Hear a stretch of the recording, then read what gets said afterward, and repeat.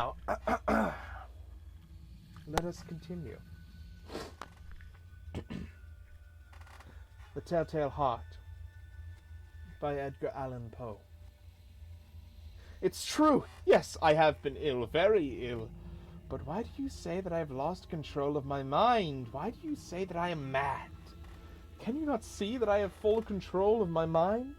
Is it not clear that I am not mad? Indeed, the illness has only made my mind, my feelings, and my senses stronger, more powerful. My sense of hearing especially becomes more powerful. I could hear sounds I had never heard before. I heard sounds from heaven. I heard sounds from hell. Listen. Listen. I will tell you how it happened. You will see, you will hear how healthy my mind is. It is impossible to say how the idea first entered my head. There was no reason for what I did. I did not hate the old man. I even loved him. He had never hurt me. I did not want his money. I think it was his eye. His eye was like that of a vulture. The eye of one of those terrible birds that watch and wait while an animal dies and then fall upon the dead body and pull it to pieces to eat it. When the old man looked at me with this vulture eye, a cold feeling went up and down my back. Even my blood became cold.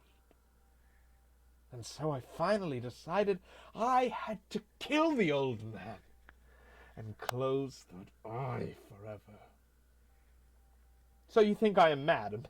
A madman. Madmen cannot plan. But you should have seen me.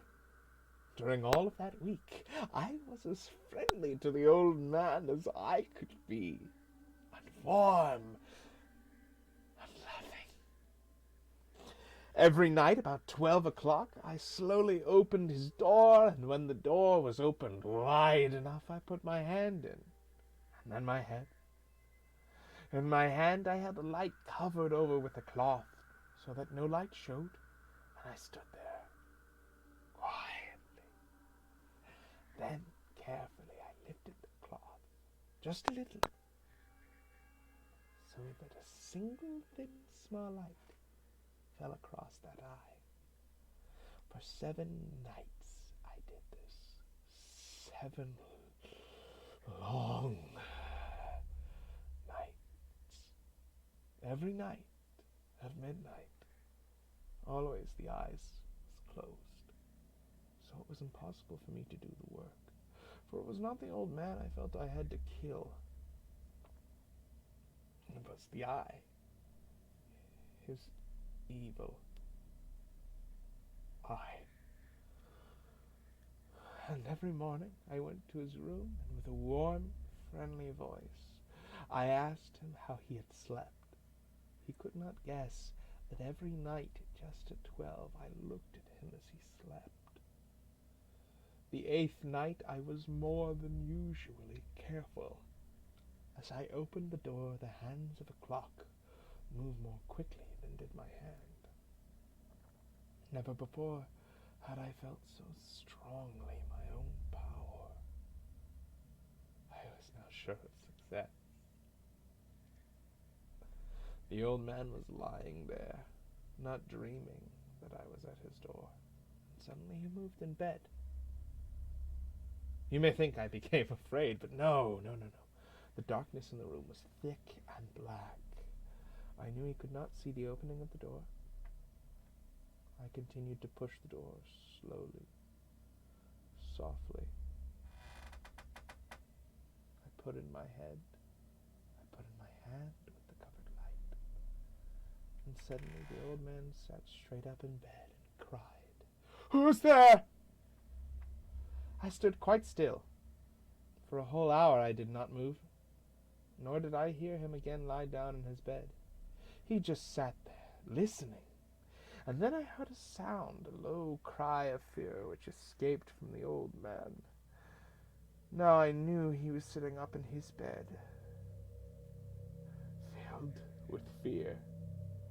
I knew that he knew that I was there.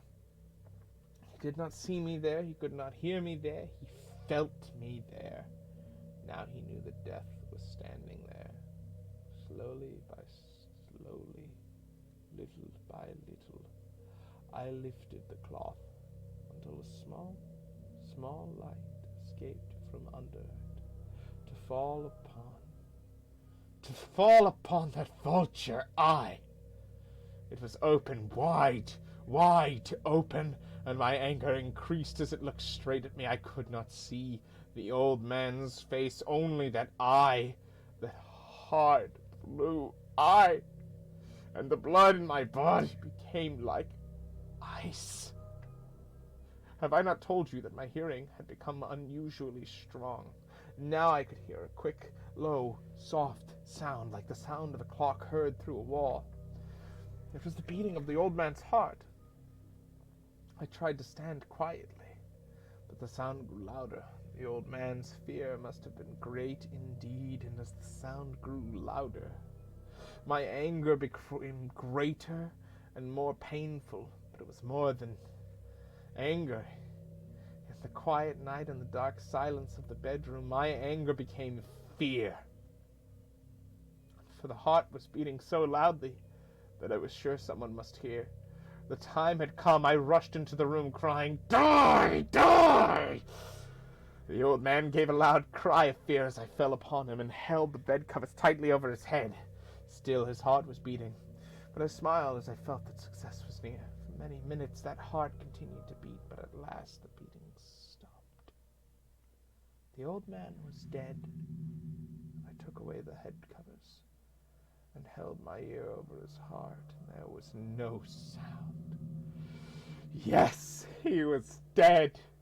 Dead as stone. His eyes would trouble me no more. So I'm mad, you say. You should have seen how careful I was to put the body where no one could find it. First I cut off the head, then the arms and the legs. I was careful not to let a single drop of blood fall on the floor. I pulled up 3 of the boards that formed the floor and put the pieces of the body there. Then I put the boards down again, carefully, so carefully, that no human eye could tell that they had been moved. As I finished this work, I heard that someone was at the door. It was now 4 o'clock in the morning, but still dark. I had no fear, however. As I went down to open the door, 3 men were at the door. 3 officers of the police. One of the neighbors just heard the old man's cry and had called the police. These 3 had come to question and to search the house. I asked the policeman to come in. The cry, I said, was my own, in a dream. The old man, I said, was away. He had gone to visit a friend in the country. I took them through the whole house, telling them to search it all, to search well. I led them finally into the old man's bedroom. As if playing a game with them, I asked them to sit down and talk for a while. My easy, quiet manner made the policemen believe my story. So they sat talking with me in a friendly way.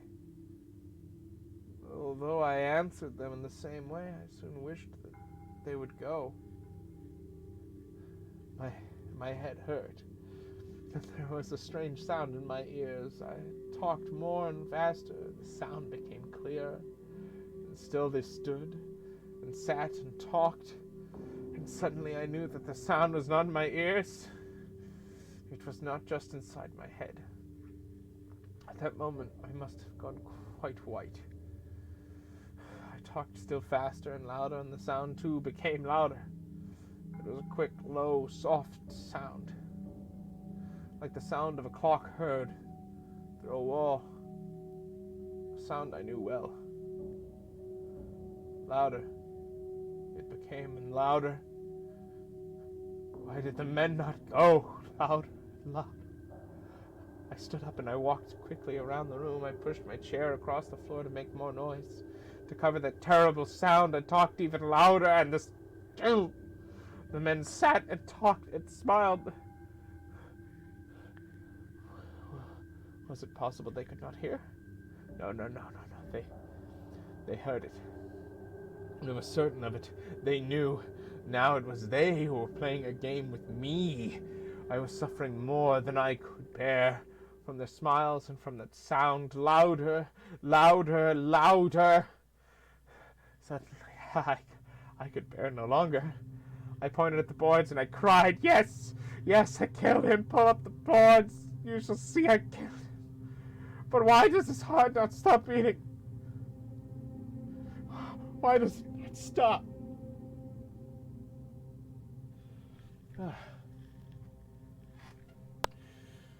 Tales like these, they just warm the cockles of your heart, don't they?